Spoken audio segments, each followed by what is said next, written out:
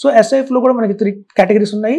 Equity, hybrid and debt అని 3 రకాల categories వస్తున్నాయి. సో మనం పెట్టి 10 lakhs కూడా పూర్తిగా ఈక్విటీకి వెళ్ళాలి అని రూల్ లేదు. అందులో 6 lakhs ఈక్విటీ, ఒక 4 lakhs హైబ్రిడ్ అలా కూడా డివైడ్ చేయొచ్చు. మనకున్న డిస్కబిలిటీ బట్టి, సో మనకున్న ఎక్స్పీరియన్స్ బట్టి మనకి వింటున్న ఈ డెరివేటివ్స్ గురించి కానివ్వండి, ఎస్ఐఎఫ్ గురించి కానీ ఎలా ఉందంటే మనం పెట్టిన ఇన్వెస్ట్మెంట్ 4.5 to 5 yearsలో మనకి డబల్ అయ్యే అవకాశం అయితే ఖచ్చితంగా ఉంది.